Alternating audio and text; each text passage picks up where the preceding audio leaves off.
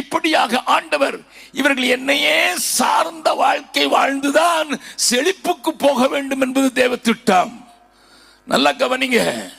Before God wants to bless you, He wants you to learn one important truth, depending completely on Him.